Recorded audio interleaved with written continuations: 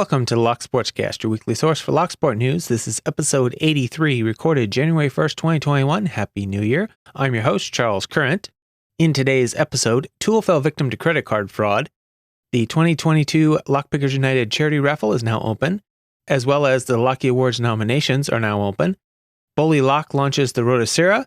Roman Key shows wild animals used in executions. The Great Butter Heist of 2021, and other criminal stories, sales, and more.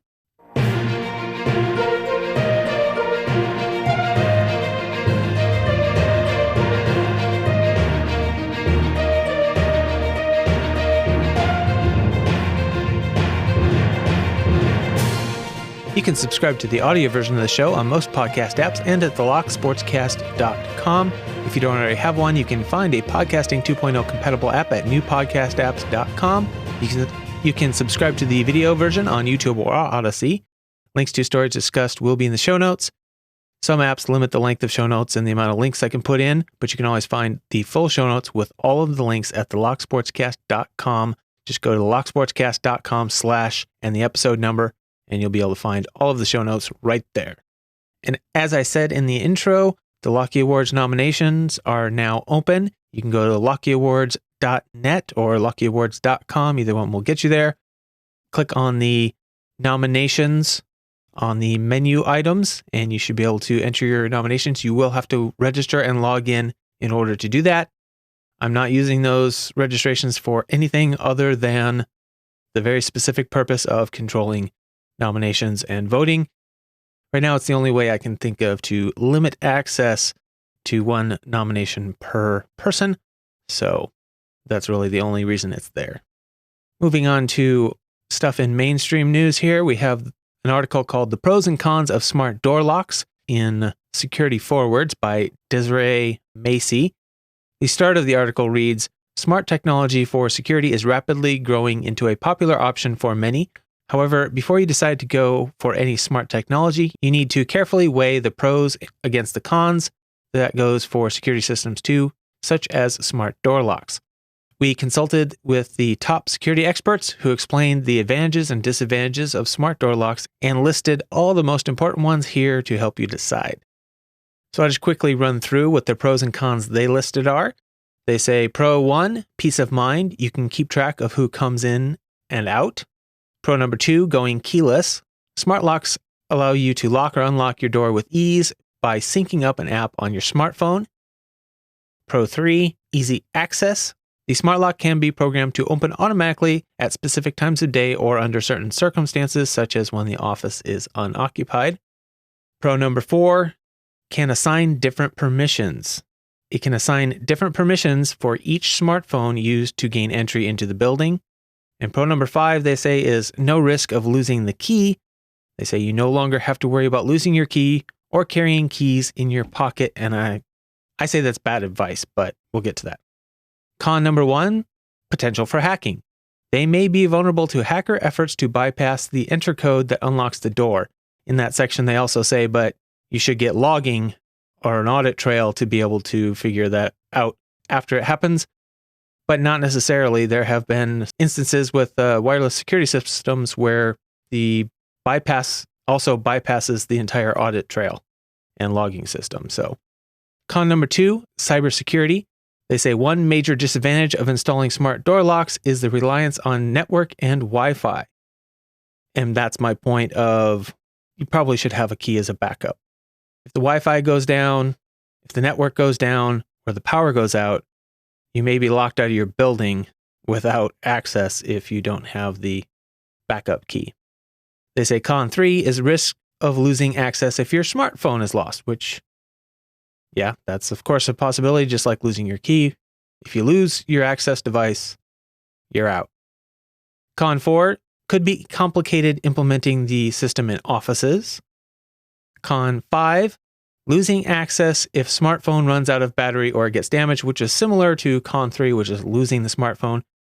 And as I said earlier, I would add the potential for loss of access if your Wi-Fi goes down for any reason, power outage, network outage, whatever.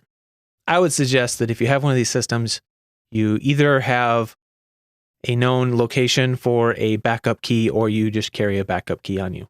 Maybe in a large office, there's a set of responsible people that carry physical keys, just in case. Something like that. And Jeff Moss shared some information he got from Banner Solutions about upcoming price increases. The notice reads, "To our valued customers, thank you for your continued partnership with Banner Solutions. We value your business and want to ensure that we keep you appraised of any projected price increases announced by manufacturers. Below you'll find manufacturers that have communicated future price increases and the dates in which they will be in effect." And there are several listed, taking place from January through the beginning of March in this particular bulletin. So if you want to check that out, there will be a link to Jeff Moss's post in the show notes. Moving on to community news, the big news this week, TOOL fell victim to credit card fraud. If you're not aware of what TOOL is, it's the Open Organization of Lockpickers, and it is I believe a 501c3 charity. They put out both a YouTube video and a PDF announcement announcing that they had been the victim of credit card fraud and their bookkeeper had gone missing. During the time the credit card was abused, over $20,000 US was withdrawn from their account. And at present, the bank, which is Wells Fargo, is denying that the transactions are fraudulent, but TOOL is still working on coming to a resolution with them. And they put out a call for help on Twitter and, like I said, YouTube. And the response was very, very generous. People started donating and there was quite an outpouring. I think at the last notice here, they had received $35,000 US in donations within a couple of days there. So great response from the community, and hopefully they get the rest of this sorted out and they can figure out how to get Wells Fargo to accept that they were fraudulent transactions, at least the ones that are still in the appropriate time frame, and maybe get those reimbursed as well. So thank you to the community for helping TOOL recover from this unfortunate event, and hopefully they can take some steps to limit the impact of an event like this in the future. And over on the Reddit and Discord, Correct Jeans posted that the 2022 Lockpickers United Charity Raffle is now open. The post says, "Welcome to the 2022 Lockpicking Charity Raffle. I have a sneaking suspicion I will say this every year, but the raffle has once again grown to a much larger scale than last year. I encourage you to set aside some time to read the prize pots because there are a lot of them." First off, big thanks to the people who helped put this together. And he thanks Rowboat, Logan is on Discord, Decoder, Naswek, and Correct Jeans. And extra big thanks as well to the 65 prize contributors this year. And there's a list of all of those, both companies and individuals. I can't even pronounce all these usernames, so I'm not even going to try, but you can check it out in the post. It continues to say that entries will be accepted through January 31st, and the prize drawing will happen via a live stream on February 1st. Exact time to be determined. Quick recap of the rules. Each US dollar equivalent, rounded down, donated counts as one ticket in the drawing. The charity you are donating must be approved by the moderation team. Should your preferred charity not be on the list, do not hesitate to contact the team to discuss your preferred charity. So how do you participate? They say, step 1, select a charity to donate to. If it's not listed, send a message to the moderation team. Step 2, donate. Take a screenshot or some proof that the donation was accepted and valid, and the screenshot must include a date. Step 3, get an image hosting link to your screenshot by uploading it to Imgur or something similar. Then step 4, go to the form to specify your charity, add a link to your screenshot, and allocate your tickets among the pots. After that, you're done. A raffle organizer should contact you on your platform of choice to notify you that your submission was either approved or requires an adjustment. And then there are several links to a list of approved charities, the prize pots, and the entry form. If you want a little more help on how the process works, Gravity Karma has put out a video demonstrating the process and all the links. So you can go to his channel, link in the show notes to his video, where he goes over the raffle, how to use the forums, etc. So check that out. If you are even considering entering, it might be a good idea to watch that video. And Panda Frog put out a video called Announcement Locko Quarter 2022 Challenge/Giveaway. He says they are changing the LockOMonth format to a Locko Quarter format. So instead of a lock every month, it'll be a lock every quarter, partly due to a low number of entries each month. The first quarter, they will be doing the Master Lock 150. Second quarter, the Abus 7240. Third quarter, the Mako 425 or 427. And the fourth quarter is the Lockwood 334B45. It says the fastest picker will get a little present, and also depending on how many entries we have, we will also choose a second extra winner. So that's over at speedlocks.org, a link in the show notes. For videos this week, I really only grabbed one. This was by Rubber Band, entitled Make Your Keys Harder to Copy. The description says, a fun little hack to make your keys harder to copy on a budget. It is a really simple trick if you are able to do any basic repinning.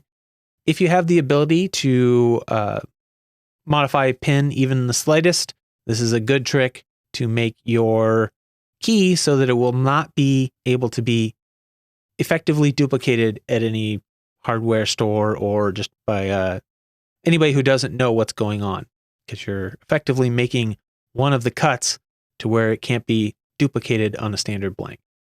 Anyway, I thought it was a ingenious little hack, very simple, cost effective, and thought I would share it here. Go check out Rubber Band's YouTube channel if you want to know more. For products this week, Bowley Lock Company has launched their ROTASERA lock. They say, introducing the ROTASERA by Bowley Lock Company. Many of our customers have been asking for more products from us. Double deadbolts, matching keyed handles, smaller padlocks, Euro profile cylinders, etc. Because of this, we decided to develop our own disc detainer technology that would better fit these smaller applications where our current lock would not. Bowley Lock Company's original patented technology is based on forming a deviated pathway from the keyhole to the pins. We set out to see if we could design a disc detainer which incorporated that same technology that makes picking tools much harder to make and much harder to operate. The result of over 2 years of design and development is the all-new ROTASERA, a Bowley-style disc detainer. The new design uses our patented rotary idler inside of a disc detainer to effectively cut off access to the disc once the idler is turned out of the keyhole. Our new key orbits around the central axis of the lock until it is out of sight from the keyhole, meaning picking tools have to turn a corner in order to reach any of the discs. Our new disc detainer lock has 8 discs and offers 43 million unique key combinations. Every disc has false gates that exactly mimic the surface feel of the real gates. Our sidebar is rectangular and is spring-loaded so that any torque that is applied to the cylinder will just bind the sidebar rather than push it into the discs. To a picker, this means extremely difficult reaching a disc and little to no feedback when turning a disc should such a tool ever be created. We have produced approximately 500 cylinder units for this launch. Although this new kick-style cylinder will fit in deadbolts, knobs, and padlocks, we decided to offer these first 500 units in padlocks only. This new cylinder is the result of countless hours of design, testing, and trial and error, and we think we finally have a winner. We wanted to give our previous customers and folks that signed up for our mailing list a heads up that these will go on sale January 1st, 2022 at noon. We will, however, release them in batches daily so they don't all sell out before you have a chance to read this email. We have teamed up with Abus Canada and GMS Locks for the padlock offerings. Although we currently make one of the highest security padlocks in the world, the Bowley 543, it is a bit large for many applications. Furthermore, in our opinion, it is generally not the padlock body that is the problem with many locks on the market. It is the cheap cylinder that is easily defeated. So I will have links to the product announcement, the YouTube video that they put out demonstrating with a 3D rendering of the lock, and a link to the website where you can purchase one if you're lucky.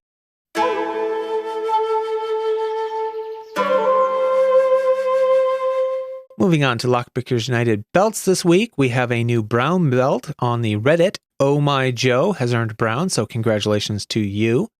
And we have a new black belt announcement on the Lockpickers United Discord. It says, we welcome another picker to the Black Belt Dojo. Red Wanderer has picked the Asa Twin 6K with barrels and the Dom IX Twin Star. For epic quests, he has shown a firm grasp on his impressioning and Group 2 safe dial manipulation. Let's give a round of applause for this very helpful member of our little community. Also posted to both the Discord and the Reddit were current lockpicking belt stats.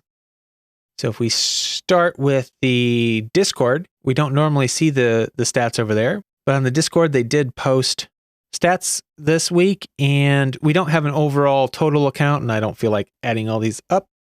But white belts, we have 182, yellow 266, orange 540, green 318, blue 158, purple 97, brown 45, red 42, and black belts 81 black belts over on the Discord. And remember that these are going to be overlapped.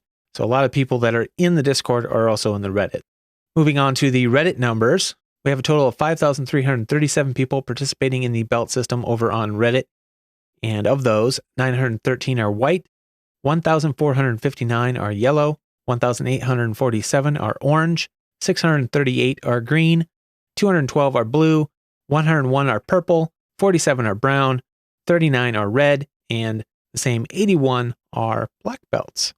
It's the only category I think that we have a perfect match on is black belts. There's the same 81 on the Discord as on the Reddit.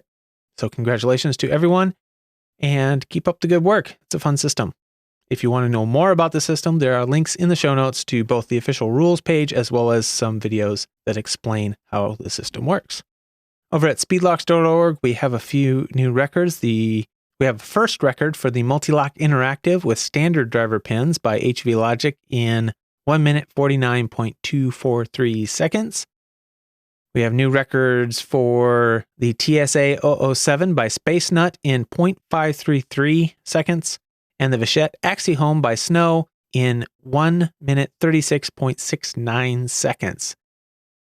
So congratulations to all of you. Some very fast times over there, and on some difficult locks on a couple of them. And as always, it's time to say thank you to the people that made this episode possible. We'll start with the Patreon subscribers. Those are Pandafrog, Michael Gilchrist, Starry Luck, Williams Brain, Dave to be Deciphered, Lebon's Locksport Journey, Pat from Uncensored Tactical, Three Raccoons in a Coat, Chirel, Patty Cakes, DoctorHogmaster, Clayton Howard, aka Kewltune, Mog, John Locke, Rat Yoke, Mr. Picker, Cranky Lockpicker, Real Tater, JHP Picking. Chief content producer for this episode is again I Fisk by One Story.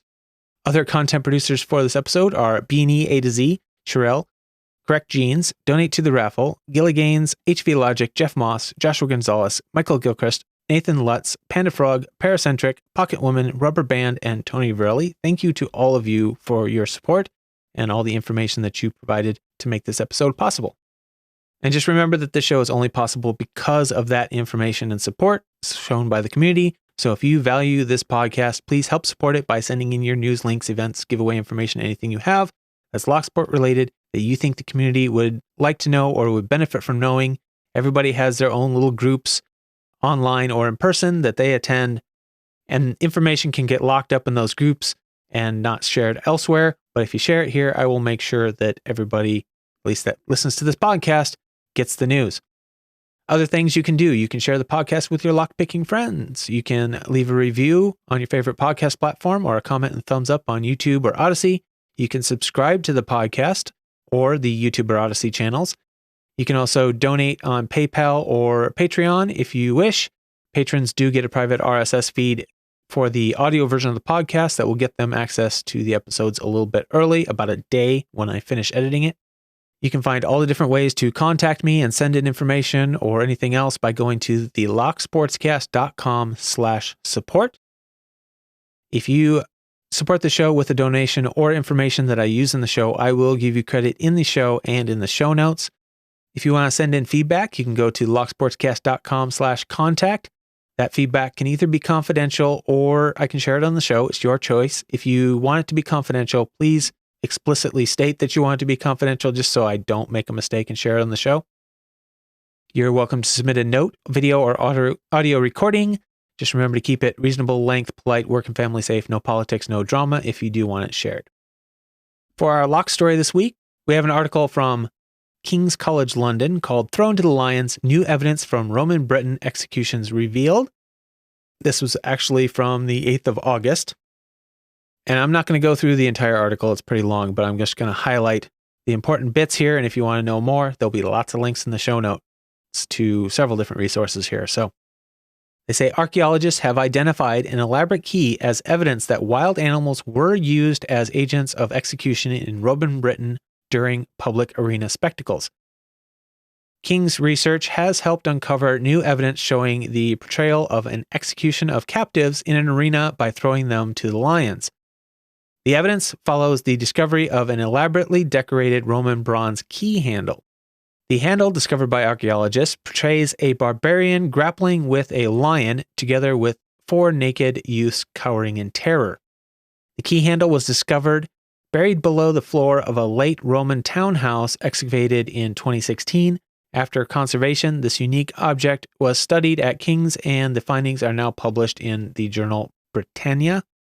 Archaeologists believe that the key was probably made a century or more after Britain itself had been conquered, and it is interesting to reflect on the idea that those whose recent ancestors themselves were considered barbarians now shared in the Roman contempt and fear of those who remained outside the empire. Lions are portrayed on other key handles from Roman Britain and probably symbolized security and protection of the household.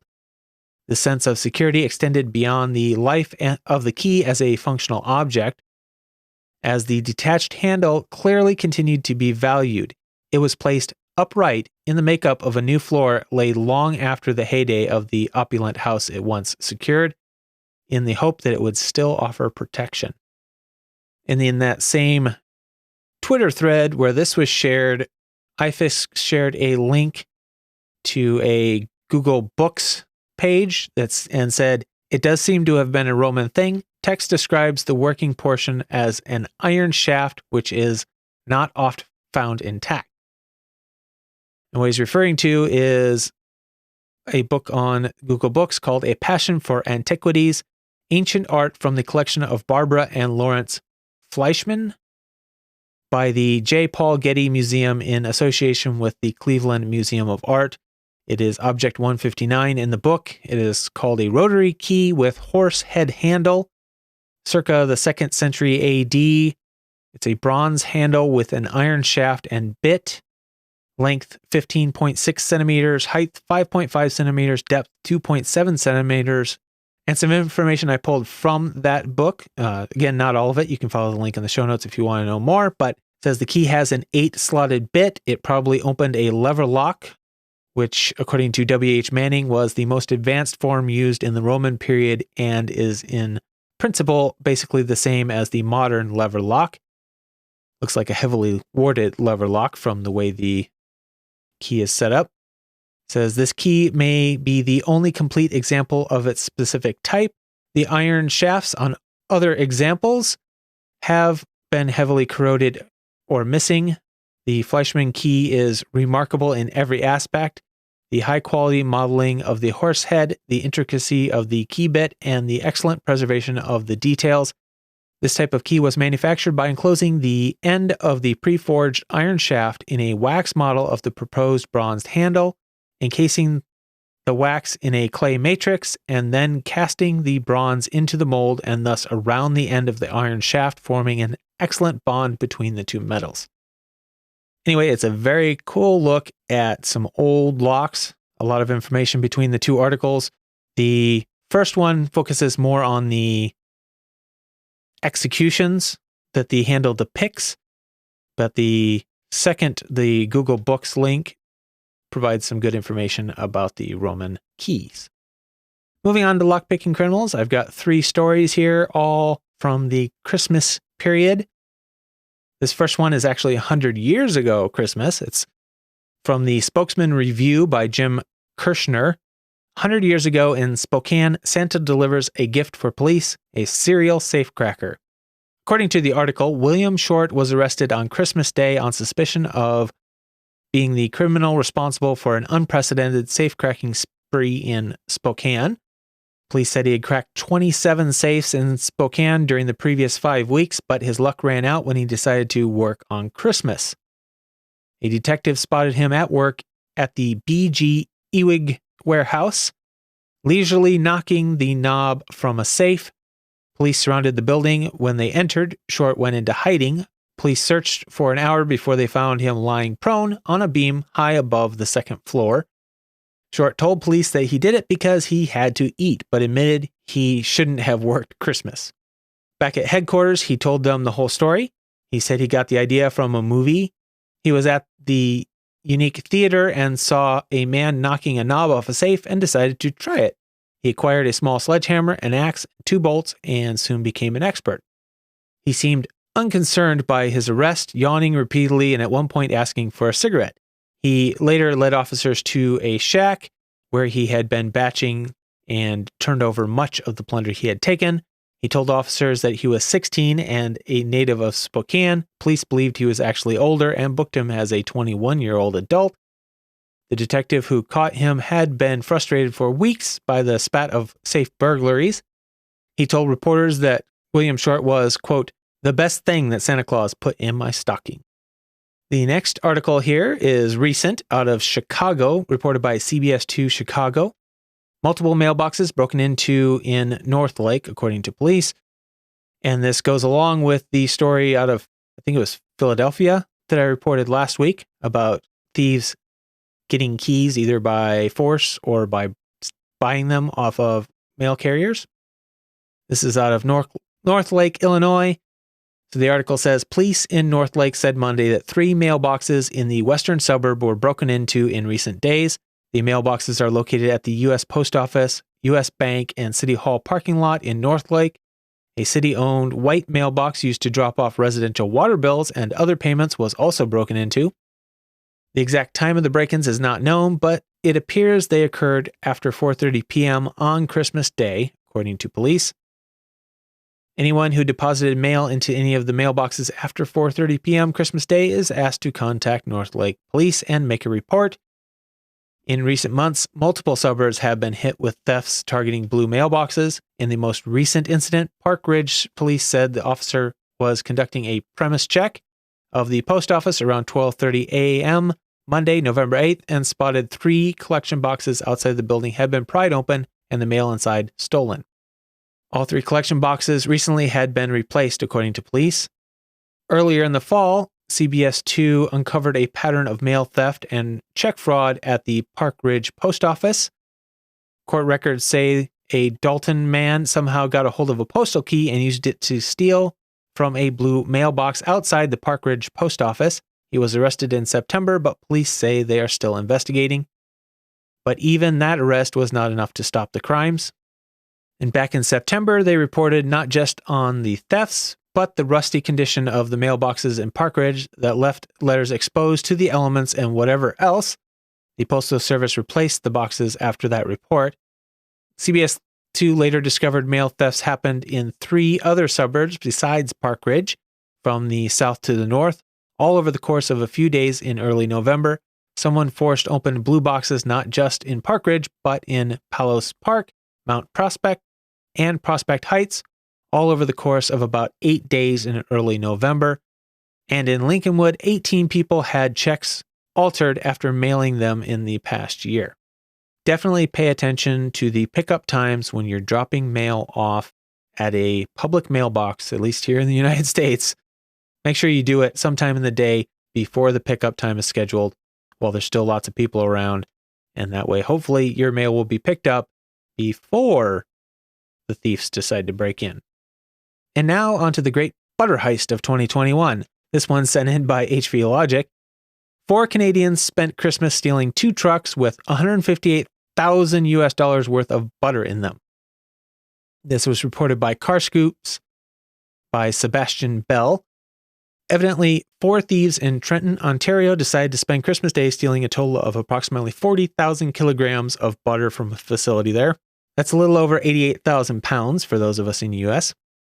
The location was actually a trucking facility, and the Ontario Provincial Police say that the thieves stole 2 trailers full of butter. Canada's CTV reports that the trailers were found on December 27th, emptied of their contents. Police estimate the street value at $200,000 Canadian, which is about $158,000 US at current exchange rates. The Ontario Provincial Police are asking anyone with information about the crime to reach out and help. They have said that thieves were dropped off near the facility by someone driving a black SUV. The photos appear to show what it looks like a black Escalade or a similar type of vehicle. And the article does say that Canadians do seem to have a fondness for food-based pilfering.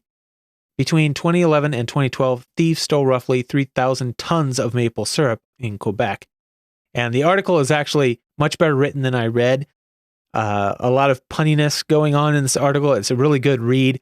I did not want to put that in here because that's just plagiarizing his excellent writing. I was just reporting the facts here, but I definitely recommend you follow the link to the Carscopes article and check it out for yourself. Moving on to sales, we have the sale at bareboneslockpicking.com. Just go through the items, and the ones that have sale in the upper corner of the image are on sale. Southard.com has 20% off on all products through January 12th with the code WELCOME22, so check that out. Over at hooligankeys.com, you can get 15% off with the code MAKE2022BETTER through January 2022. It just says through January 2022, so I wasn't clear if that was through the beginning or the end of the month. So I'm still reporting it, but I forgot to check it before I started recording, so I apologize for that. Looks like the surplus sale is still going on at Masterlock, so you can get up to 50% off on those items. Matt's Lock Pit appears to still be having a sale on custom picks, so you can go over mattslockpit.com to check that out. 3dlocksport.com, 10% off with the code LSCAST10, and that's at 3dlocksport.com. Mako Locks, 15% off with the code BYMAKO. And uklockpickers.co.uk, 10% off with the code GIFT. Remember, the show needs your support, so please send me any information you have that's Locksport related, even if you don't think it's important or you think everybody else will have sent it to me. That usually is not the case. I can use every little bit of information I can get. It goes together with other things that I'm working on. Also, a lot of people don't send me information because they think everybody's seen it, and then I don't know about it because I don't have a lot of time to spend searching stuff out. So thank you for your support and keep it legal.